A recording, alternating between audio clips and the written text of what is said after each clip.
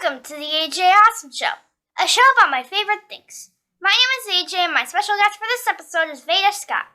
I hope you like the show!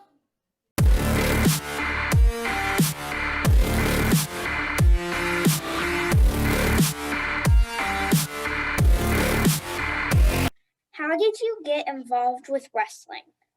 Oh gosh, so I've been a pro wrestling fan pretty much my whole life. I have a younger brother, so we used to watch wrestling a lot when we were kids.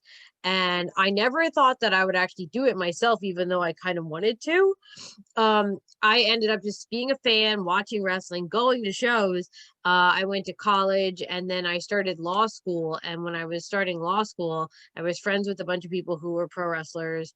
And I was going to law school in Philadelphia, which is a big area for pro wrestling, and there were a bunch of wrestling schools. So I decided that I would join a pro wrestling school to train and have one match, just to see if I could do it. And I did. I trained, and while I was in school, I trained and I had a match. And then someone asked me to do another match and another one, and another one, and another one. And now it's been quite a while. So I got into it just by like being a fan and loving wrestling and then wanting to try it for myself, not having the intention to make it my job. What is your favorite Disney movie? That's a hard one because I have a lot of favorite Disney. So if we're just talking about animated movies, I'll narrow it down to that because I think that makes it easier. I don't even, maybe Beauty and the Beast. I watched that one a lot. When I was a kid, it was Little Mermaid. And I would go days without talking and pretending to be Ariel, which is maybe not the most positive message to get from the movie. Recently I've been watching Moana a lot, like having that on in the background because the songs are really good. So I don't know if I have a favorite, but I really like all the animated movies and just watching them over and over. I think they never get old. Oh, Coco made me cry. Coco makes me cry every time. I've gotten used to Coco, so it doesn't make me cry, but the first time I watched Coco, it made me cry. I watched it on a plane the first time. That's not the good place to watch a movie that's going to make you cry. No. What match made you the most nervous beforehand?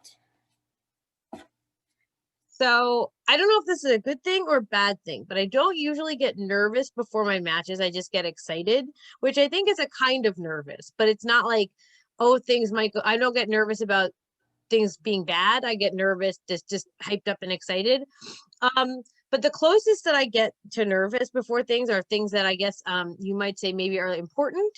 And that might be because like maybe it's going to be something like for television, or sometimes I get really nervous, but it's like an excited nervous when I'm about to wrestle someone I really like a good friend of mine or someone that I really, really look up to and I need the match to be good. So it seems like it's a bad answer. I don't have one match, but anytime I have a match that's something important, like I'm wrestling a good friend of mine or it's a big deal, like very important for me, I get really excited. And that's kind of like nervous for me. But I've never gotten nervous, like bad nervous before a match because I love wrestling and I think that I don't associate like bad feelings with it at all. What is your favorite cheat meal? Ooh. Let me think. So, I used to never like pizza when I was growing up. As a kid, I didn't like pizza at all. It wasn't a thing that I ever ate. We didn't eat it a lot in my house. But then when I got older and I started traveling for wrestling, there were times where, especially when I'm wrestling in Europe, where there's nothing open late at night. It's not like there's no Denny's or anything like that, like in America. So when I be late at night, all there would be was pizza. And so I started to have like, at the hotel, a bunch of us hanging out, we'd get a pizza after a show. It'd be like 2 a.m. And I started to associate pizza with like really good times. Like, oh, we had a good match. We had a good show. We're tired, but we're having pizza. So now pizza has become maybe my favorite cheat meal because I associate it with like really good times. So now pretty much every Sunday, my fiance and I will have a pizza. And it's kind of become a tradition. So now it's pizza, but it didn't used to be. For me, it used to be pizza, but now it's chicken nuggets. Ooh, see, I'm a vegetarian, but I like sauces, so I understand the appeal of a chicken nugget. They make some really good vegetarian chicken nugget things too, and you can dip them. So I appreciate the chicken nugget selection. I get that. I've seen ads for like something called Incognito chicken nuggets or Yeah, yeah. something.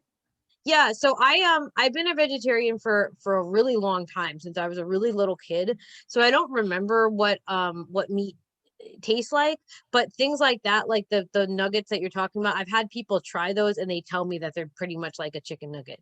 So I don't know what a chicken nugget tastes like or feels like, but apparently I kind of do. What is your favorite place to wrestle? My favorite place to wrestle, I think overall is in Japan. Not just one particular city or one particular venue, but in terms of like the fans and the other wrestlers and just being there and like living there, I think it would be Japan overall. Do you have a hidden talent that nobody knows about? I don't know if I really have any hidden talents. Um, I used to when I was growing up, I was a theater kid, so I did a lot of acting and plays. I used to be really into doing magic tricks and puppets and all sorts of stuff like that. But that's not really hidden. I've tried to like kind of get back into it. I don't know if I have a hidden talent. I think so. I think that because of wrestling and how wrestling is kind of performing, a lot of my talents are not hidden anymore. I try to use them in wrestling, even if they're weird. So, gosh, I don't know that I have a hidden talent. I'd have to think about it. I Hey don't. Veda, Yes, hold on. say, This is Speedball Mike Bailey telling me if I have a hidden talent. hello, say the alphabet backwards. I can say the alphabet backwards. Go. ZYXWVUTSRQPONMLKJIHGFEDCBA. That's not really a talent. That's just a very narrow skill. I can only say the alphabet backwards if like I sing the alphabet from the start and then the last. And then go the other direction. I know the last letters of the alphabet and the first ones, but like in the middle, like after X and after I, it starts getting like really hard. Yeah. So the weird thing with the alphabet too is when you like look at it all written out, some of the letters aren't like where you think they're gonna be. Like Q is never where I think it's where you like you imagine it's gonna be. It's a weird thing. If you look at the alphabet right now, Q is like further along the line than you think it's gonna be, really. Who was your favorite wrestler when you were a kid? Owen Hart. I only have one answer to that. It was Owen Hart. I loved Owen Hart growing up. I have every Owen Hart t-shirt that they put out, which was like 3 or 4 of them, and I'm probably like the only person who owns them because at the time he was not very popular. He was a bad guy all the time too. But I loved Owen Hart. I loved just watching him watching his wrestling. I loved like the feud with Brett and the match at WrestleMania 10, and I loved his promos and his character, and I just thought he was really funny and entertaining. So it was Owen Hart. I had an Owen Hart figure. Yeah, Wrestling that's figure. cool. It was not super great quality because we bought it from a garage sale. Yeah, and they didn't make a whole lot of them either because again, he wasn't super popular, but it's cool that you had one. I had a couple too. What are your career goals outside of wrestling? Outside of wrestling, well, like I said earlier, when I was learning to be a wrestler, I was also in law school. So that's something that I've done a little bit of. I don't work in the law right now. I'm a wrestler. Well, with the pandemic, I'm not really anything right now. And that's something that I've always thought that I might go back to. I don't know that I want to be a lawyer anymore. But there's a lot of aspects of things that are kind of around being a lawyer that really appeal to me in terms of working with public interest groups. And what I did when I was working with more in a legal background was I did a lot of work with lower income or people who couldn't maybe afford legal services but still needed them, and I would like to go back to that when I'm done wrestling. But honestly, my main goal is to stay in wrestling, even if it's not as a performer. I want to transition to working, behind the scenes. Talking about school, what was your favorite subject in school? English, absolutely. Like writing and literature. When I went to college, my concentration, my major was English. It was English literature. So that's definitely my favorite. What about you? My favorite is either math or reading right now. So reading is fun. I really enjoyed reading. Math, not so much for me, but it's really cool that you're into math because I am not. For some reason, not a lot of people are into math, and I don't get it. So I didn't like math a lot because I think it's fun. Like I like solving puzzles, so I think that part is fun. But it got to a point where like I found it really hard. And I think maybe because it was so hard, I would get frustrated with it. And maybe I didn't try hard enough and I kind of moved on to other things. But I think I just didn't like math because it was difficult for me, even though I find it fun. And that's not really the best way to go about stuff. If it's difficult, then maybe you should like work at it a little bit more. But I think that's why I ended up not really liking math. And to this day, I'm not super great with numbers. But yeah, maybe I should take some like remedial calculus courses and see if I can get back into it. I haven't really gotten into the hard math yet.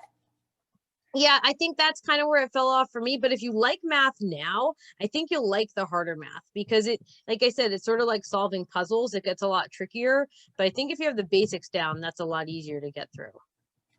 It's kind of like a jigsaw puzzle. Yes, exactly. And I love jigsaw puzzles. But at the time, I think I didn't understand that like I had to just work because it was harder for me. I had to work harder at it. And I think at the time I thought, well, I'd rather spend my time on something that I enjoy. And the reason it wasn't fun was because it was difficult. But as I got older, things that are difficult for me are actually what's fun for me now. And I like the challenge. But at the time, not so much. That was a mistake on my part. But nope, I didn't really love math. But it was more reading and writing. I really like creative writing too. What type of TV shows do you like to binge watch? Well, so right now I am actually in a quarantine because I'm from America, but I've got a special permission to come up to Canada and visit my family. And once you come to Canada during the pandemic, you have to quarantine for 14 days. You can't leave your house. You have to stay. So I've been watching a ton of TV. I just binge watched The Queen's Gambit, which is on Netflix. It's about a woman who plays chess. That was good. I rewatch a lot of the same shows over and over though too. I like to watch like a lot of British TV shows. I watch those. I'm not big into I'm not big into like a sitcom so much. I'm more like the dramatic shows, which are not as fun, but they're good for binge watching because you can just watch the whole thing through. Have you watched the Avatar stuff that's on Netflix? I have not. Is that good? Yes, I really liked it. Okay, I'm gonna add that to this Avatar. Put that on the list. We still have another like 6 more days of quarantine. Don't watch the Avatar movie. That's not the type of Avatar I'm talking about. The one with the blue person. Okay. And don't watch one called The Last Airbender. That's the live action one, and it's not really good. Okay, but the series that's on Netflix is the one to watch. Yes. Okay, cool. Please make a note. We've made a note. And you like British shows and cooking. So I do. My mom and me at one point watched something called the Great British Cooking Show or something. Great British Bake Off, maybe? Do they bake? Mm-hmm. Yes. Yep. That's great. Who has had the biggest influence on your career? Ooh. Gosh, I don't even know if it's even one person. I've been really lucky throughout my career to work with a lot of people who are super helpful and super supportive, and willing to just give me advice and kind of guide me as I went through things. So recently, because of the work that I've done with AEW recently, I got to work with like Tony Schiavone and Taz and JR and Excalibur. And on the announcing side of things, they've all been really helpful to me recently. Overall, my trainers have been helpful. I'm really lucky that I travel around a lot, or I did travel around a lot, and everywhere I go, there's been lots of people who are really helpful. And I think the main thing is to just ask for advice. And I've been really lucky to be around people that are willing to give it. So on the one hand, I don't have one person, but I think I'm really lucky because I've had a lot of people who just sort of are helpful and willing to exchange ideas with me, which is what's important. If you had to choose between wrestling and being a commentator, which one would you choose? I would say, honestly, at this point now, it would be being a commentator, which is not something I would have said a few years ago. But as I've done more and more commentary, I've gotten to the point where I don't just love doing it. I enjoy doing it. Like it's as fun for me and sometimes more fun than being in a ring. And I feel like I can express myself even more than I can as a wrestler. And it's gotten to the point where I maybe enjoy that more than wrestling. And also it's something that I can probably do for longer. Just physically you can't wrestle forever, but I can talk forever. So at this point, although I would have been a different answer a couple of years ago, I think it's being a commentator. That's the end. Thanks for the interview. I hope you enjoyed this episode of the AJ Awesome Show. I'd like to thank Veda Scott for being my special guest. Make sure to like, share, and subscribe. I'll see you next time!